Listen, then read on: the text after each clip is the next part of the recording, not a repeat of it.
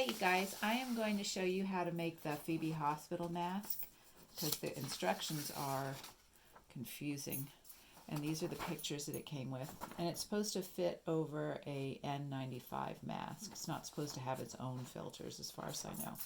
So this is an R95. This is an old one that I use when I'm gluing rhinestones on figure skating dresses, so I still have it, and I think it's the same size as the N95. So the idea is to cover the N95 so it stays clean for much longer for everybody. So this is the pattern piece that it came with, and it says it wanted it to be 8.19 by 5.4. This printed out a little smaller than that. I've been fussing with it. This is the side they want you to put the ear loops on. This is the nose seam side. What I found, see how long this side is? This is too long in my opinion to be on the ear loop side because it ends up gapping all over the place. I've been fooling with the pattern and I modified it into something about this shape which fits more snugly, so you can see the difference from the original pattern. This curve here is better to use on both sides, so I used it on both sides. Anyway, so you can see, and this I would use for the nose side. So this is what I've been doing. I think this works better, and this is the ear loop side. So this is how you do it. You need 4 pieces of fabric, and what we're really going to do is just make a very small tote bag. It's the same principle as making a tote bag. When all this is over and you want to sew tote bags, remember how to do this. It'll be great. So now we're going to transfer over and we're going to make 2 masks, 2 plain masks first. So the way I like to do it is just to seam the nose together first. And you want to do that right sides together. So flip them. We go over here. We're going to serge. Try and just match it up nice. This serging just less messy.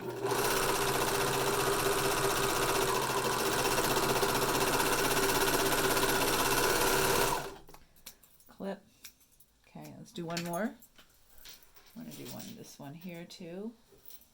We want to make 2. So we have a double layer mask.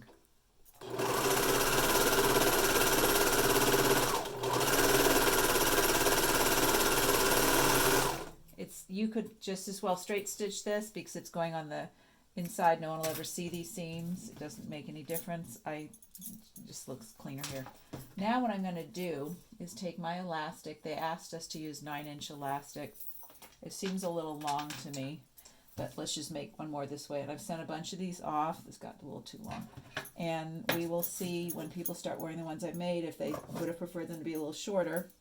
And the next batch can be shorter. And even if these are too long, you can always just, tie it up a little bit to shorten it for your own mask so they won't go to waste. So then they said they wanted the ties now. That pattern says 2 inches apart. And then I heard later on Facebook they want them 3 inches apart, which I have a feeling is because the pattern gaps a little. And this one won't. But so try to do about that. So it has to go on the inside. Now think of these as your tote bag handles.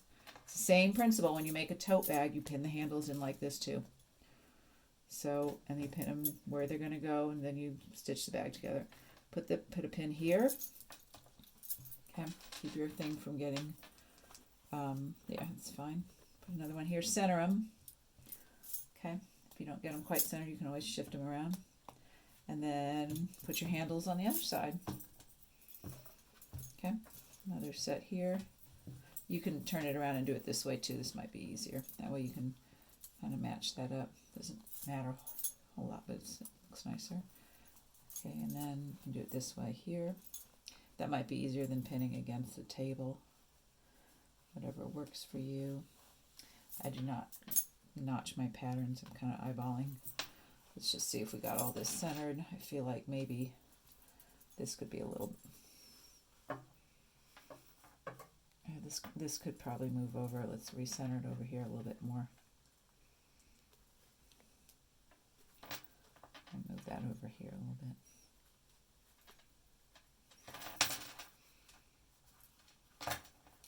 Move that one in a little bit too. Okay, so that's one That's your outside of your tote bag. Think of it that way. So this is the inside of the tote bag. So do that. I'm going to push him in there, and then we're going to line it up. Line it up here. Line it up here. Just lining up the seams. And just shove it in there. It won't fit real well because there's all those handles in there, and you know, they're the same size. It's hard to put something that's the same size inside something else. Usually if I make a tote bag, I might make the inside lining a little bit smaller actually, so it sets in there a little bit better, but not for this very small project.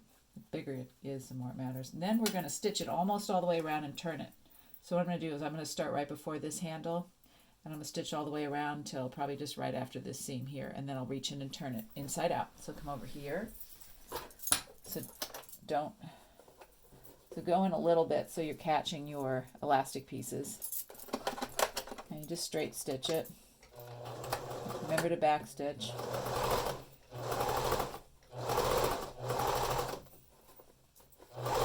I didn't make this pattern piece with a whole lot of seam allowance, so if you like a lot of seam allowance, you could make it a touch bigger.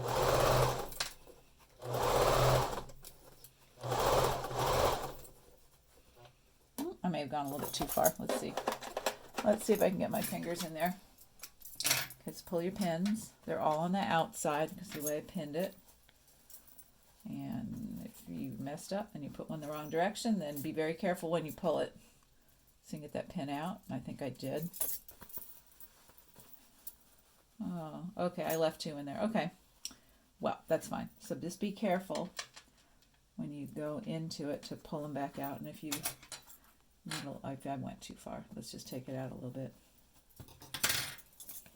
That's fine. We'll put it back together. All right. Start pulling it inside out. You could have left a bigger seam opening. It'd be easier to pull, but then wherever you restitch it, sometimes it's a little messy, so I'd rather not. There's 2 pins. Remember, we're going to hit a couple pins in a second when they come out. Here's one. Okay. There's another one in there somewhere. Looking for, oh, I see it. There we go. Here's the other pin. Pull those out. Okay. So I have to seam it. See there, it's a tote bag, right? Same exact idea.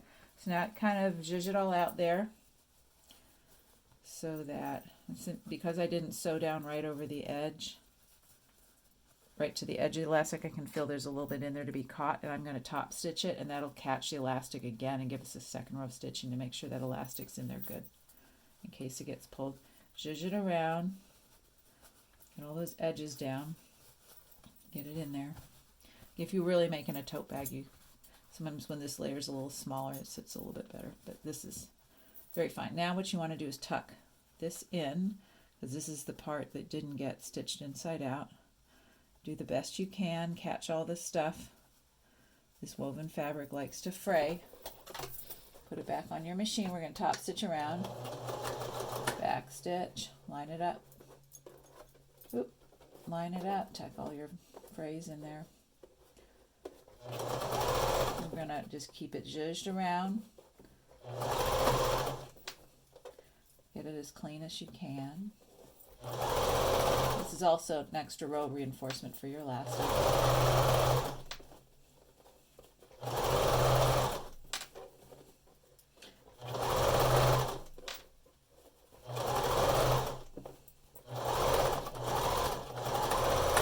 Back stitch. That's it. That is it. The elastic looks big, but it's sitting on top of another mask, so it's kind of pushing it away from the face a little bit. So let's go back. We'll see how it actually looks over that R95. There.